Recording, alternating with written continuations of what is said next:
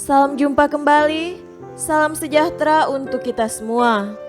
Bapak, Ibu, saudara-saudariku yang terkasih dalam Tuhan kita Yesus Kristus, marilah kita mendengarkan dan merenungkan bacaan-bacaan kitab suci hari Sabtu 4 Juli 2020. Bacaan pertama dari Nubuat Amos pasal 9 ayat 11 sampai 15.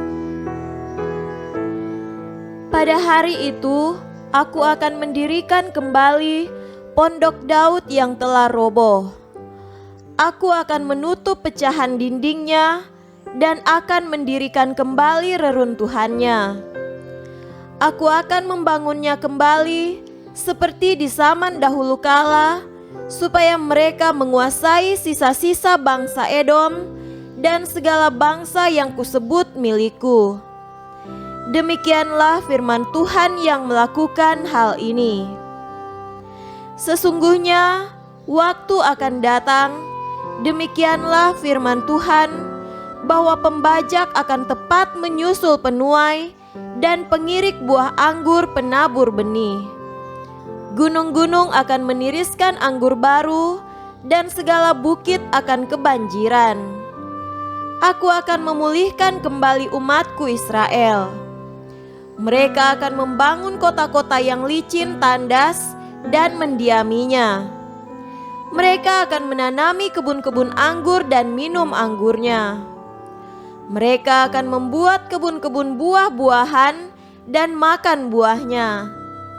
Maka aku akan menanam mereka di tanah mereka, dan mereka tidak akan dicabut lagi dari tanah yang telah kuberikan kepada mereka.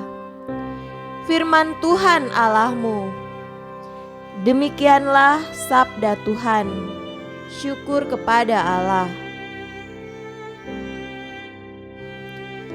Tuhan beserta kita sekarang dan selama-lamanya. Inilah Injil Yesus Kristus menurut Matius. Dimuliakanlah Tuhan. Injil Matius pasal 9 ayat 14 sampai 17. Kemudian datanglah murid-murid Yohanes kepada Yesus dan berkata, "Mengapa kami dan orang Farisi berpuasa, tetapi murid-muridmu tidak?"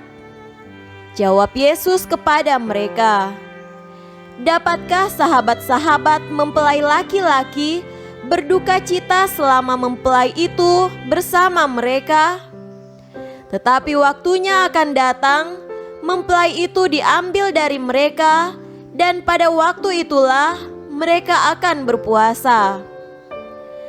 Tidak seorang pun menambalkan secari kain yang belum kusut pada baju yang tua, karena jika demikian, kain penambal itu akan mencabik baju itu, lalu makin besarlah koyaknya.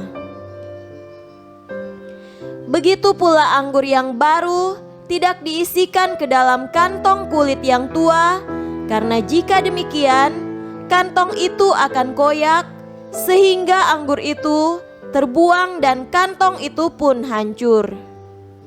Tetapi anggur yang baru disimpan orang dalam kantong yang baru pula, dan dengan demikian terpeliharalah kedua-duanya." Demikianlah Injil Tuhan. Terpujilah Kristus.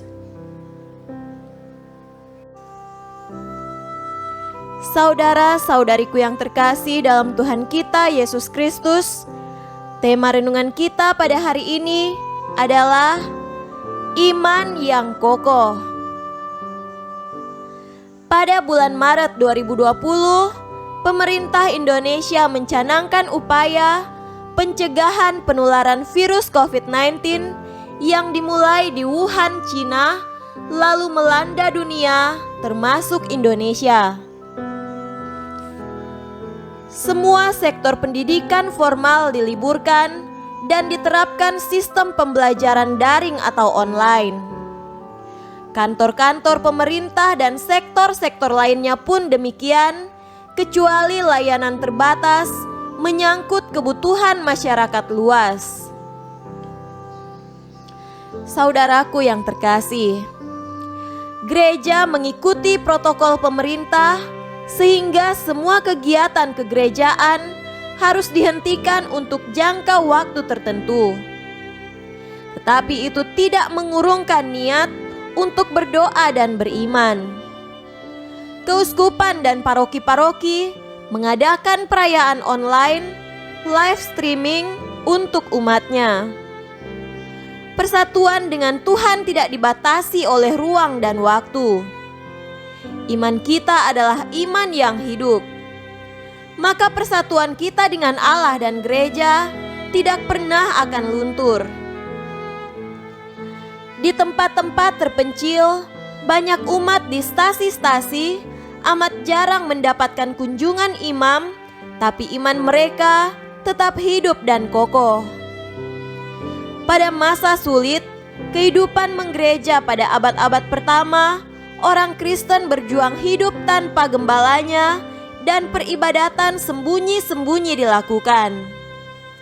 Mereka hidup dalam ketakutan dan derita, teror dan ancaman, penjara dan kematian. Tetapi iman mereka tetap hidup, biarpun darah dan nyawa menjadi taruhannya.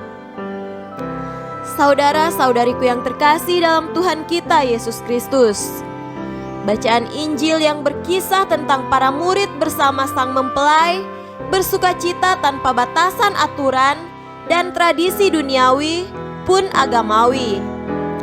Ada juga saat mereka berpuasa, saat mempelai tidak bersama mereka. Yang penting di sini bukan soal batasan fisik, ruang dan waktu, tetapi persekutuan dengan Allah, iman kita yang kokoh dalam segala kesulitan dan tantangan. Kita tetap berani dan kuat menghadapinya. Semoga demikian. Amin.